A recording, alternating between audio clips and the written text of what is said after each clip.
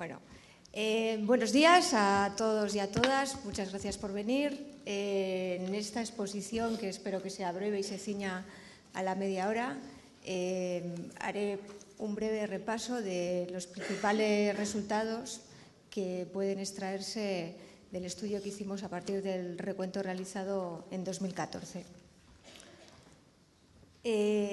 Bueno, muchos de vosotros seguramente conocéis los estudios previos, los recuentos previos. Me imagino que parte de vosotros y vosotras incluso participasteis como voluntarios y voluntarias.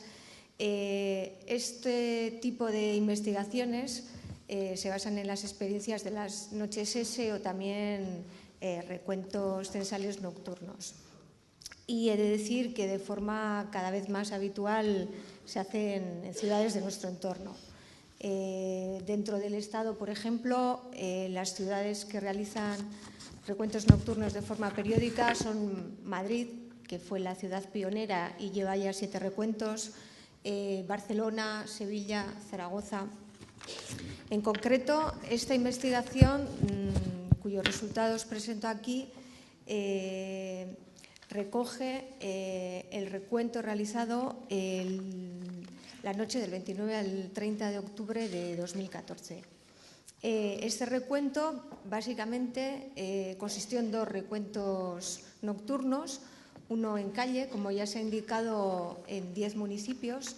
Hace 2 años solo lo hicieron las capitales, pero en 2014 se incorporaron 7 municipios más. Además de ese recuento nocturno en calle, la investigación se complementa con un recuento en centros y servicios con alojamiento distribuidos en los 3 territorios históricos, ¿vale? O sea que son los resultados en realidad de 2 tipos de recuento. Como decía, por un lado el objetivo era cuantificar, pero también se trataba de analizar la situación de esas personas. Entonces, para ello lo que hicimos fue pasar un breve cuestionario y se les preguntaba por cuestiones muy diversas que iban desde situación administrativa, estado de salud, preguntas sociodemográficas básicas, relaciones sociales. Este ha sido el tercer estudio que se realiza es el segundo que se hace en las 3 capitales, pero es el tercero si tenemos en cuenta que Bilbao hizo recuento nocturno en 2010 y Donostia en 2011.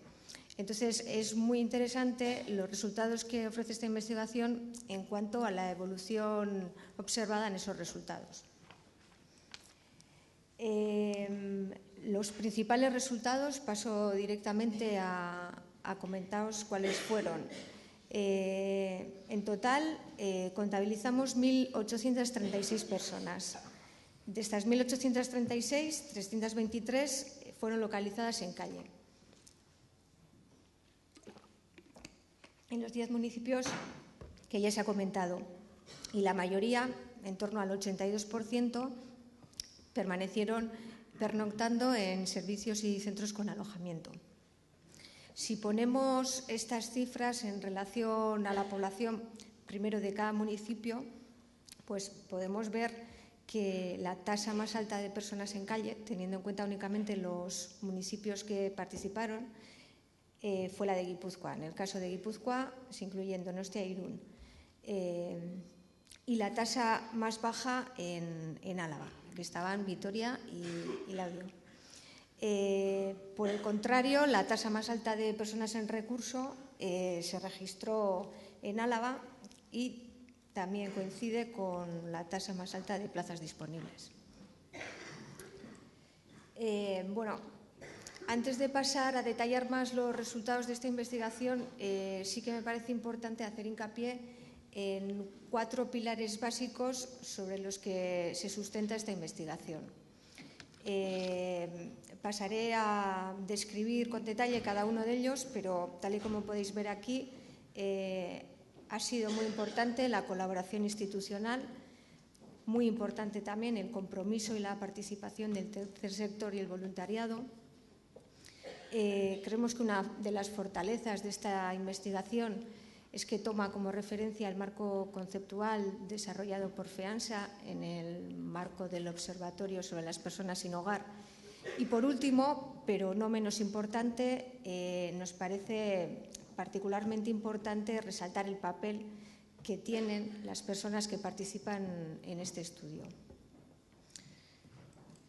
Bueno, pasaré muy rápido por estas diapositivas, pero sí que me gustaría comentar que este estudio, así como en 2012, ha estado liderado por los ayuntamientos de Bilbao, Vitoria-Gasteiz y por el grupo de trabajo Kale Gorrian de Guipúzcoa.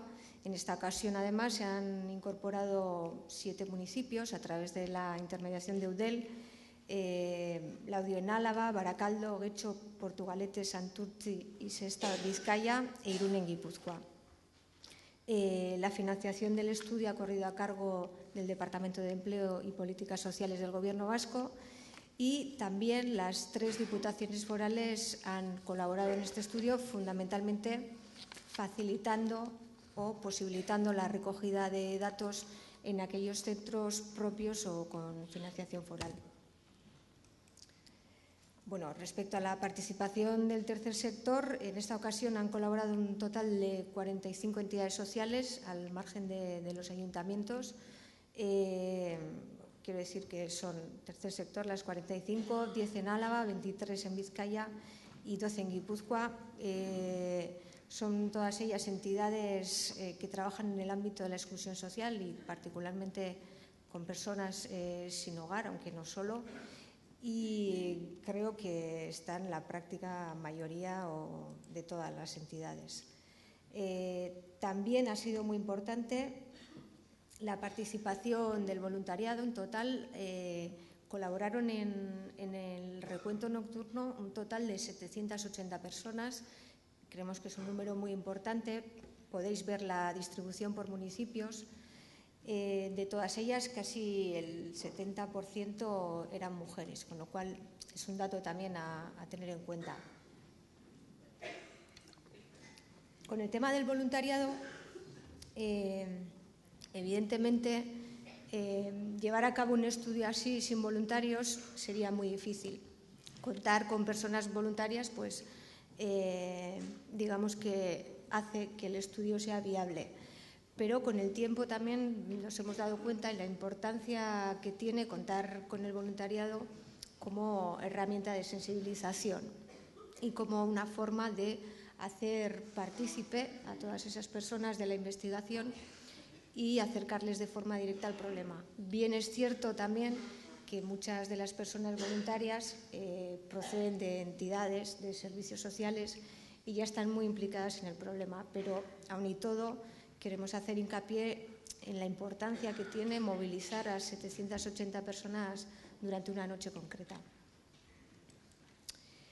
No me detendré mucho porque, bueno, seguramente algo conocéis del marco conceptual de FEANSA, de la tipología ethos.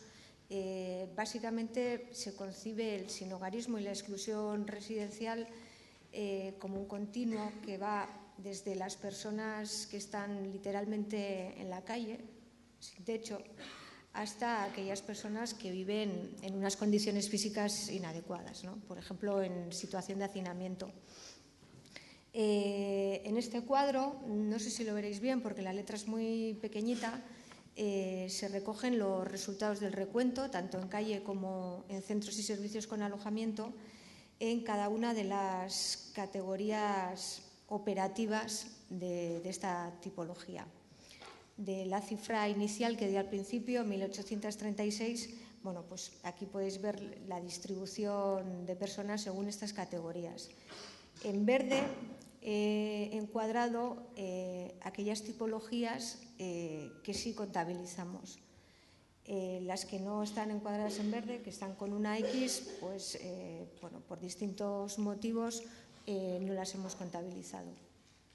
Sí que hay en vivienda inadecuada, y me gustaría hacer hincapié, una serie de situaciones a las que, como os imaginaréis, en un recuento nocturno en calle es muy difícil hacerlo de forma exhaustiva. Gente que vive pues, dentro de vehículos, gente que vive en chabolas, en edificios abandonados. Bien, pues hay que decir que no se realizó en todos los municipios un recuento exhaustivo de estas localizaciones. Básicamente, los criterios que se daban a los voluntarios pues, era que no se entrase dentro de ningún edificio y que el recuento se hiciera sobre personas en calle o sobre espacios que fueran visibles desde la calle.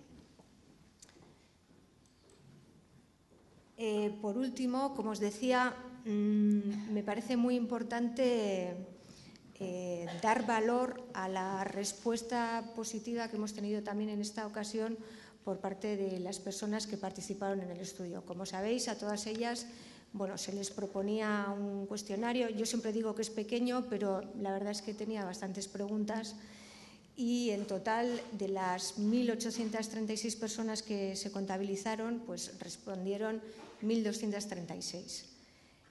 Si tenemos en cuenta solo a las personas adultas, ya que en centros y servicios con alojamiento también fueron contabilizadas personas menores de edad, ¿vale? En aquellos servicios que atendían a familias o a mujeres, pues la tasa de respuesta es del 71,6% y la valoramos como muy alta.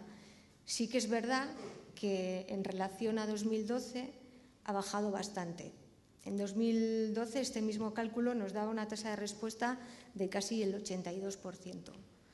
Entonces, aquí hemos estado analizando un poco a qué pudo deberse y sí que es verdad que la tasa de rechazo, ¿vale?, de las personas que fueron preguntadas y denegaron responder subió un poquito, pero sobre todo se debe a que se encontró en 2012 a más gente dormida. Y esto seguramente fue debido a que los recuentos se realizaron de forma más lenta. Sí que es verdad que cuando se realizan de forma periódica, pues a veces se entran en dinámicas y entonces los datos salían que en 2012, entre las 10 y las 12 de la noche, que es cuando en el momento en el que se encuentran a más personas y cuando más personas están despiertas, pues ya se había contabilizado el 72%. Sin embargo, en 2014, en este periodo, solo se había contabilizado el 64%. Entonces, por ahí puede venir también esta disminución en la tasa de respuesta. En cualquier caso, se tendrá en cuenta de cara a futuros recuentos. Ahora iré pasando algunas diapositivas en las que se pueden ver gráficamente los resultados. Aquí está el número de personas contabilizadas en calle en relación a la población de cada municipio. Tenemos a Irún y Donostia, las dos ciudades de Guipúzcoa que participaron, con las tasas más altas. Cabe puntualizar en todo caso el resultado de Irún, ya que de las 39 personas que fueron contabilizadas, 22 fueron encontradas en un edificio abandonado, es una especie de asentamiento. Dado que el recuento en este tipo de localizaciones no fue exhaustivo en todos los municipios, pues cabe interpretar estos resultados con cautela. Sestao, por ejemplo, no se encontró a ninguna persona. Si ponemos estos resultados en comparación a las ciudades que os he comentado que realizan recuentos nocturnos y en particular los han realizado en 2014 o 2015, vemos que Donostia y Bilbao se sitúan con tasas inferiores a las de Barcelona, pero en todo caso superiores a la de Madrid. Únicamente Vitoria-Gasteiz estaría un poco al margen de estas ciudades con una tasa realmente baja en comparación a las demás. Desde una perspectiva evolutiva sobre los resultados del recuento en calle, como podéis ver en este gráfico, no se observa una tendencia clara. No podemos decir, pues ha aumentado desde 2012 el número de personas en calle. No, depende. En Bilbao, como vemos, se ha producido un mantenimiento. Sí que se observa una disminución desde 2010 a 2012, pero prácticamente no ha habido cambios en los últimos 2 años. En el caso de Vitoria incluso disminuye. Quiero dejar bien claro que estos resultados deben interpretarse como lo que son una foto fija. Posiblemente no tienen por qué ser representativos de lo que ha ocurrido todo el año. Simplemente son los resultados de una noche concreta. De todas formas, consideramos que en la medida en que se tengan resultados periódicos, sí que podremos tener un análisis de la evolución más clara. Y, por ejemplo, el caso de Donostia, pues como podéis ver, desde 2011 pues prácticamente ha aumentado en un 100%, o sea que tendríamos una tendencia al alza bastante elevada.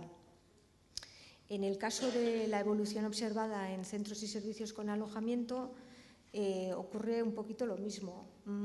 Tenemos un mantenimiento en el caso de Álava y Vizcaya y una ligera disminución en el caso de Guipúzcoa, un ligero aumento en el caso de Guipúzcoa.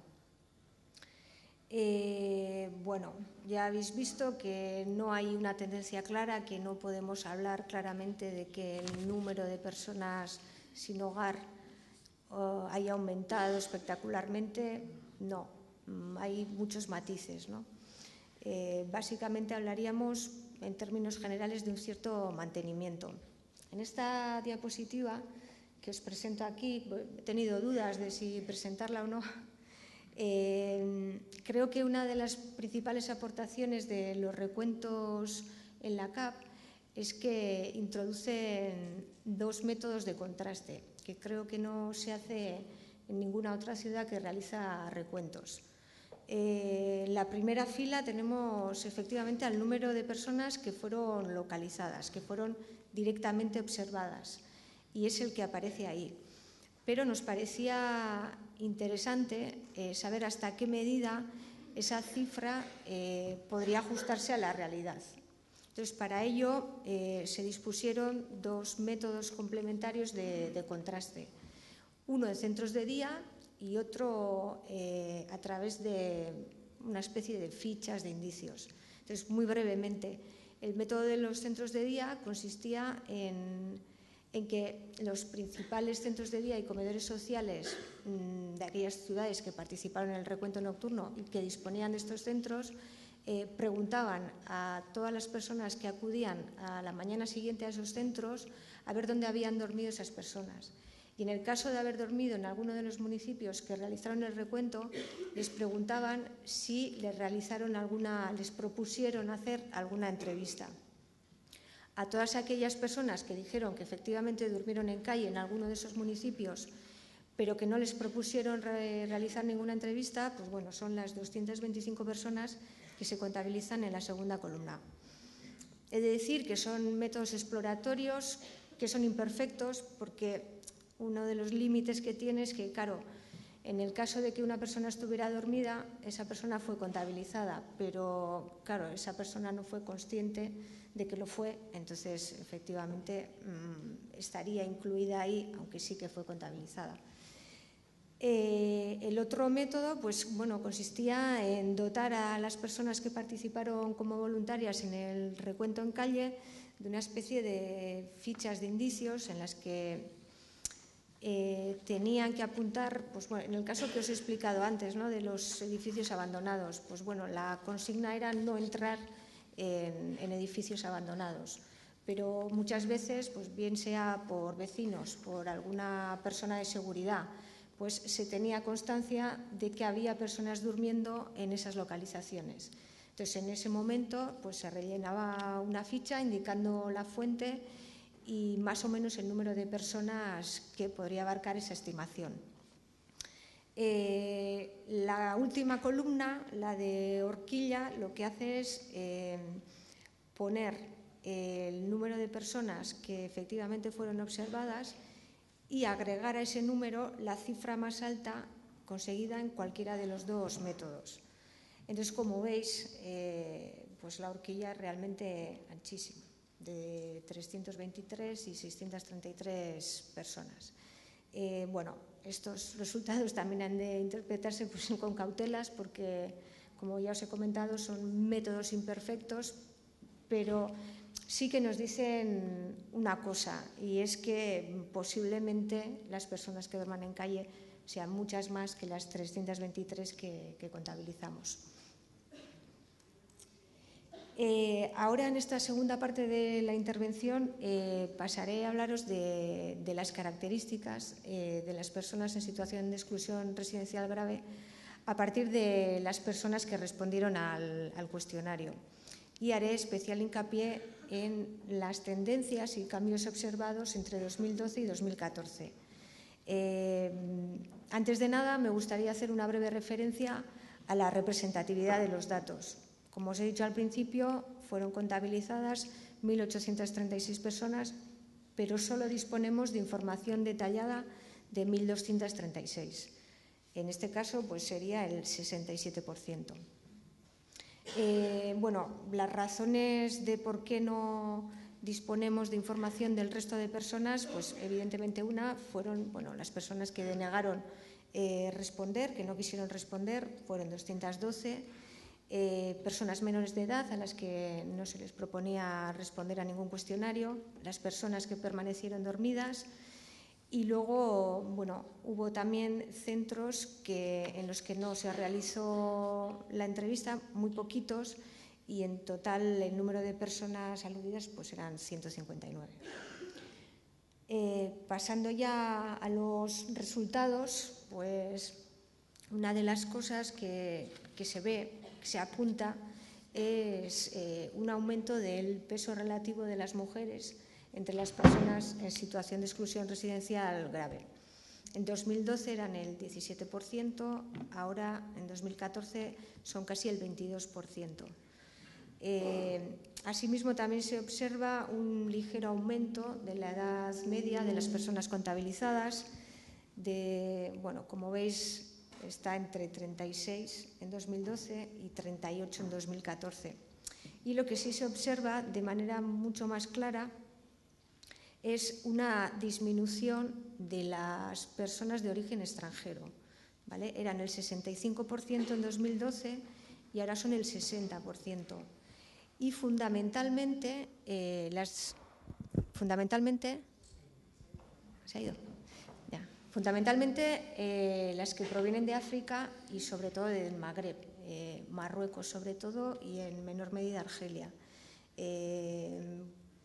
Como podéis ver, pues una disminución de 5 puntos, cosa que no se da respecto a otros orígenes.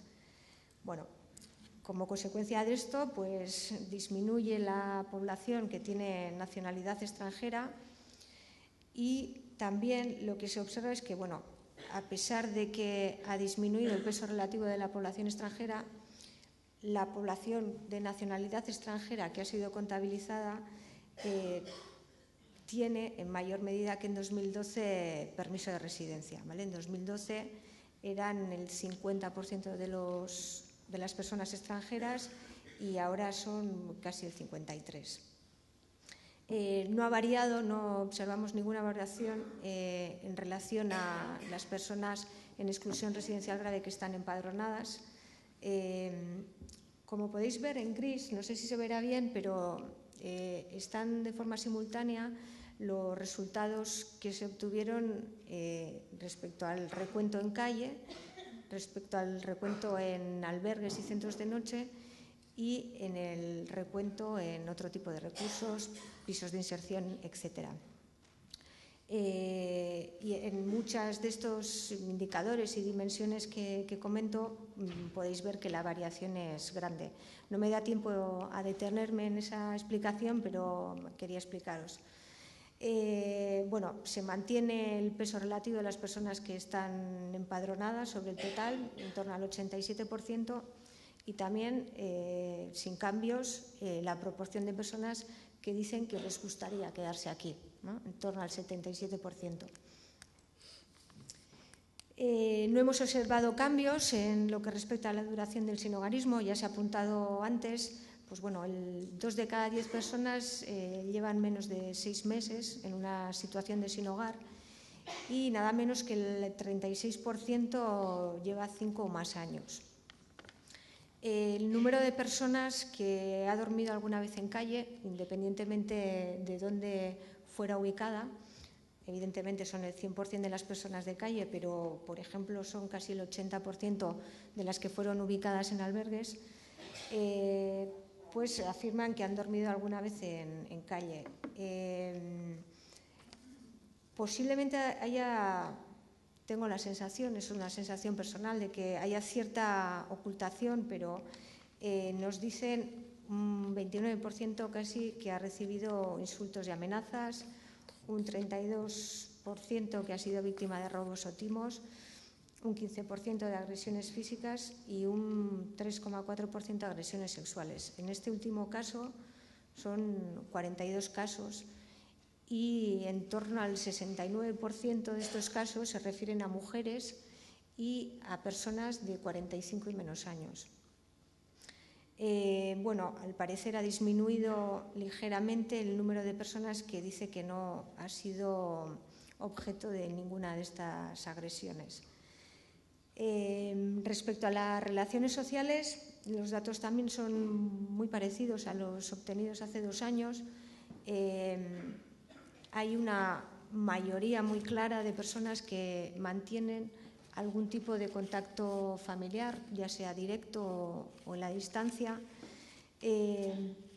También en torno al 80% afirman que mantienen relaciones con amistades y también relaciones con profesionales de los servicios sociales. No he dado aquí los datos, pero siempre me llama la atención, en el caso de los profesionales de servicios sociales, bueno, sabemos que no son relaciones entre pares, pero son muy valoradas por las personas, en este caso por las personas que han respondido al cuestionario. Incluso muy parecido, pero incluso más que la relación con los propios amigos o amigas. Bueno, como podéis ver, se mantiene la proporción de personas, 26%, que dicen que pasan la mayoría del día solas. O sea que sí que las relaciones con amistades y familia están muy extendidas, pero también lo está la proporción de personas que están aisladas o que pasan la mayoría del día solas. Muy interesantes los resultados de salud. Se repite, en torno al 11% nos dice que tiene una salud mala o muy mala. Estos resultados, si los comparamos con los de la población general, la población de 15 y más años, son del 3,9%. Entonces aquí podemos ver la diferencia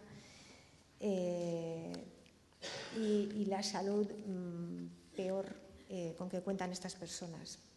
En torno al 40%, casi sin cambios, nos dicen que tienen un problema de salud grave o crónico. El dato positivo es que una gran mayoría, el 84%, y además algo más alta que en 2012, de todas las personas que tienen algún problema crónico o grave reciben tratamiento. También nos ha llamado mucho la atención el incremento de personas que no disponen de tarjeta sanitaria. Eran el 13% en 2012 y en 2014 son el 21%.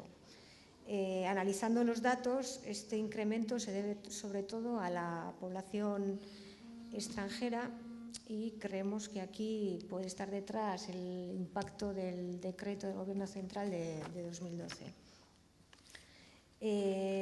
Respecto al consumo de sustancias, pues básicamente comentar que las personas que se encuentran en situación de exclusión residencial grave tienen consumos diarios de tabaco mucho más extensos que los de la población general.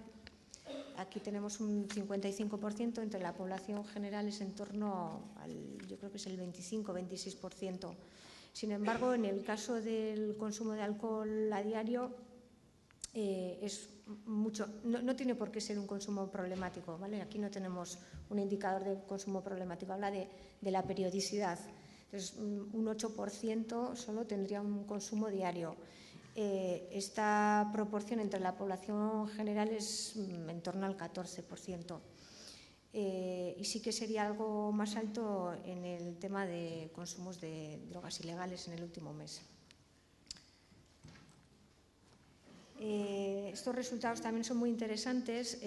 No se observan cambios respecto al nivel de estudios de las personas identificadas. Pues bueno, sin estudios o primarios en torno al 58%, estudios superiores en torno a un 5%. Sí que se han observado cambios en la situación de estas personas en relación a la actividad. Aumenta un poquito el peso relativo de aquellas personas que dicen que trabajan. También ha aumentado el caso de aquellas que están en paro. Y también, al margen de lo que pueda ser una situación principal, la proporción de aquellas que dicen, pues bueno, que se dedican a algunas actividades, bueno, para sacar un dinero. Básicamente, pues bueno, son actividades que se mueven un poco en el trabajo irregular, sobre todo venta de chatarra. Bueno, a partir de estos datos, pues bueno, no extraña mucho en el tema de fuentes de ingreso, pues bueno, aumenta ligeramente la proporción de aquellos que tienen como fuente de ingreso el trabajo. De todas formas, vemos que es muy pequeña. Se mantiene el peso relativo de quienes dicen que reciben una prestación o ayuda pública y se mantiene en un 18,4% el peso de la población que dice que recibe la RGI. Como veis, en calle pues es prácticamente inexistente, en albergues es muy minoritario, 6,1% dice que sí, que recibe la RGI, y es en torno a un cuarto de la población que fue localizada en otro tipo de recursos de media a larga estancia. Llama la atención que, bueno, digamos que las fuentes provenientes del sistema público pues, se mantienen, pero ha aumentado ligeramente las fuentes de ingresos provenientes de la red de apoyo, amistades, amigos, vecinos y también las de entidades sociales. Respecto al nivel de ingresos, lo cierto es que nos resulta muy difícil explicar estos resultados porque, como podéis ver, en 2012 el ingreso mediano, pues he cogido la medida de la mediana por si la media pues, bueno, pudiera estar condicionada por valores extremos. Y bueno, en 2012 eran 260 euros al mes de media y en 2014 pues, ha subido a 325. Como veis, en calle y albergue estas cantidades son muchísimo menores y en otros recursos pues bueno, también es donde está la mayoría de la población identificada, pero es significativamente mayor. Bueno, como consecuencia de este aumento en los ingresos, en el nivel de ingresos, pues se habría producido una disminución de la pobreza grave, pues bueno, calculada como se calcula la pobreza grave para la población en su conjunto. Bueno, ya para finalizar con la caracterización, simplemente bueno, comentar, estos son datos de utilización en los últimos 3 meses. El tipo de servicio que más se utiliza pues son los servicios con alojamiento, que como podéis ver los utiliza el 92,4% de todas las personas contabilizadas, pero bueno, particularmente interesa el dato en calle, porque en albergues y otros recursos efectivamente es donde estaban, sería del 32%. Aquí tenéis un listado de centros y servicios y bueno, nos hemos encontrado con que entre estos 2 años pues ha aumentado la utilización del servicio social de base, del servicio de urgencias sociales y también de programas de desintoxicación. En comparación con 2012, pues habría disminuido la proporción de personas que dice que en algún momento le ha sido denegada una prestación o servicio. y que debemos interpretar también positivamente. Ya, bueno, para finalizar con esto, mi tiempo se ha acabado, pero sí que me gustaría hacer una reflexión final que no es propia, que es de Dragana Abramov, que es una socióloga que fue coordinadora de investigación del Observatorio, creo, europeo, y es una reflexión en torno a por qué hacemos recuentos. Es un poco controvertida, pero bueno, creo que al final arroja pues algunas certezas, ¿no? Dice, básicamente lo que viene a decir es que no necesitamos hacer ningún recuento para decir pues, que es inaceptable que en los países más ricos del mundo haya gente que se quede sin hogar. Tampoco desde un posicionamiento ideológico opuesto necesitaríamos hacer ningún recuento para sostener pues, que las personas sin hogar no merecen compartir la riqueza que ha sido generada por otros. Estas dos afirmaciones son posicionamientos ideológicos. Las ideologías en realidad pueden utilizarlas, pero no necesitan las cifras. Sin embargo, los servicios sí.